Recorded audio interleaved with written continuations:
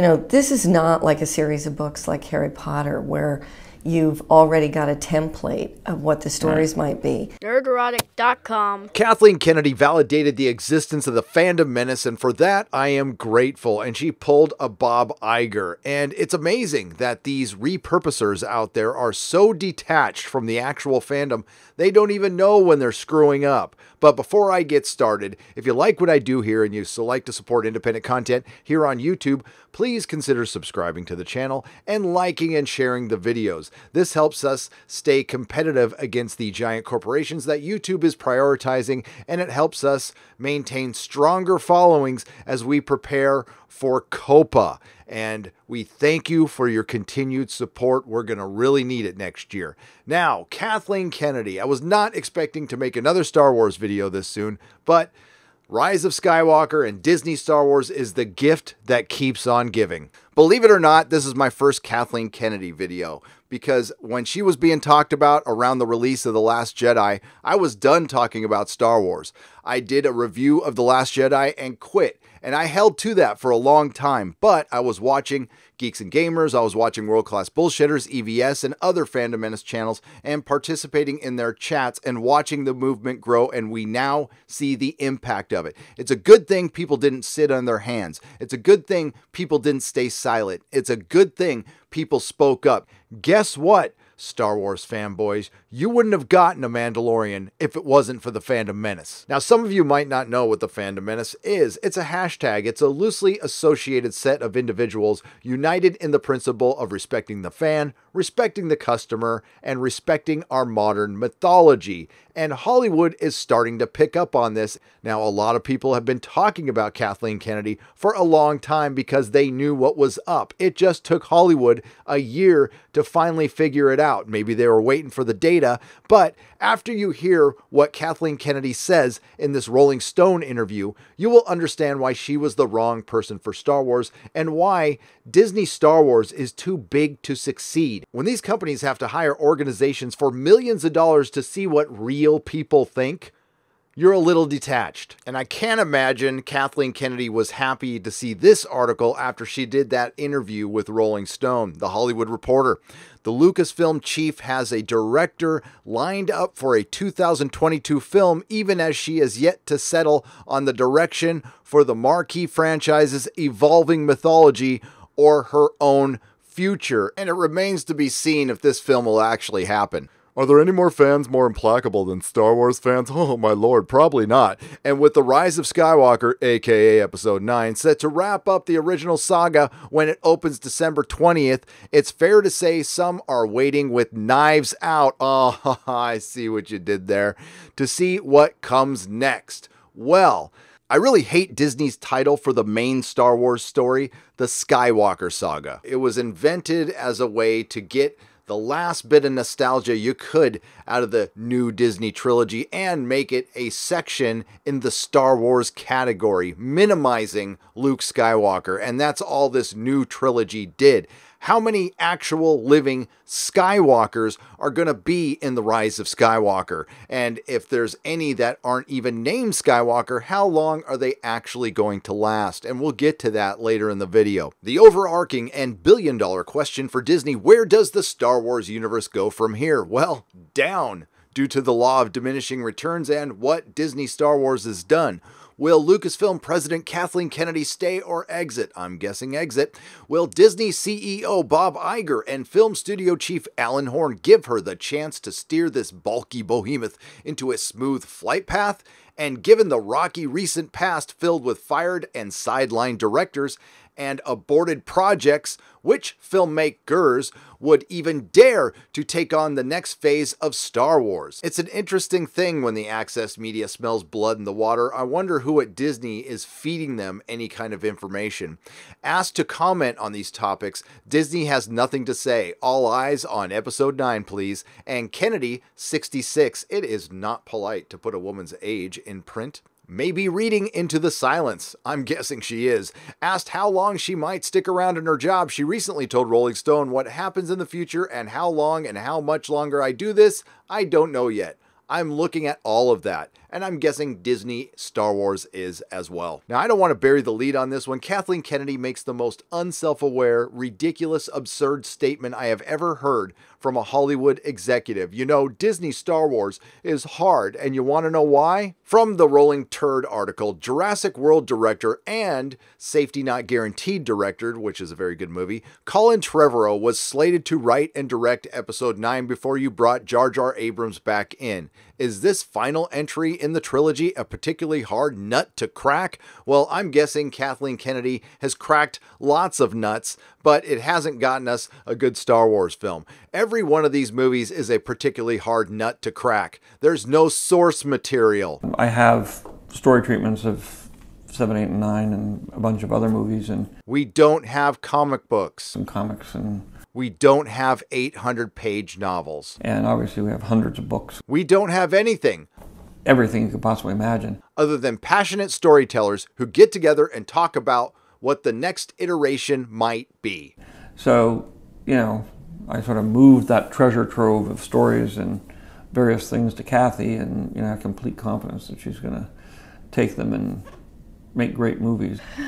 Rianne made some controversial choices for Episode 8, The Last Jedi, especially considering its dramatic purpose as the second movie in the trilogy. Were you, to an extent, deliberately setting out to challenge fans and their expectations? We definitely did. Hard stop right there. They deliberately put their agenda in the Star Wars franchise. It wasn't about the narrative, it's about the themes. It's about sacrificing Han and Luke on the altar of Rey. We're talking all the time about how we move Star Wars forward and how we keep it relevant. And that is where you fail, Kathleen Kennedy. Star Wars is not supposed to be relevant. It's supposed to be timeless. Obviously, we don't want to just keep making the same movie over and over again, although you are.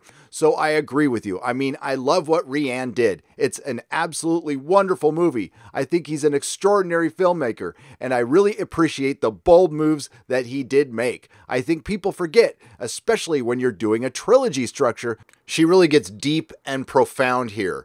The first movie is setting things up. The second is usually the conflict, and the third is the resolution. So you're bound to have that second movie. This woman is obviously a genius. Now I see why they put her in charge. Thanks to Bob Iger's new book, we now know in some detail about George Lucas's dissatisfaction with The Force Awakens. What are your feelings about that? Personally, I've had a relationship with George going back to all of us meeting before making Raiders of the Lost Ark. So this is a long 35 plus years that I've known George, and I continue to be very, very good friends with George. And I think there's plenty of examples where people create something that is fundamental to who they are, where it's difficult letting go and watching that become something different. So I think initially that was difficult for George. I don't think he anticipated how hard that would be. And then she talks about JJ coming in with such enthusiasm and basically tossing out George's treatments, and I think he was responsible. But you know what you didn't hear there? Her taking any responsibility for that. Her considering George's point of view. No, he's just having a difficult time letting go. And I will make this prediction right now. The next Star Wars trilogy will be directed by Jon Favreau.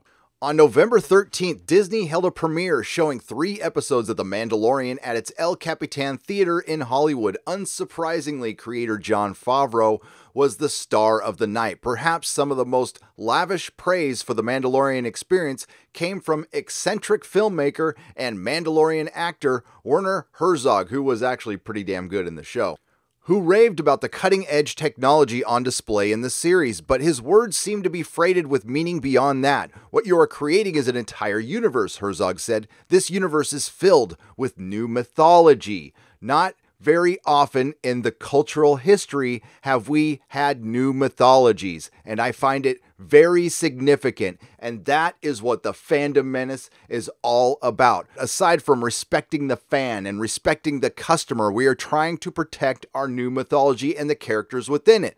Luke Skywalker, Han Solo, and Spock in Star Trek have all been sacrificed so some hack producers can make a few bucks, not realizing that if you show respect to the legacy that you will make a lot more money in the future and keep a lot more fans happy. Creating a new mythology is, of course, the challenge that Disney faces with Star Wars. Kennedy is an experienced and competent producer, but she is not a creative visionary, and that is obvious.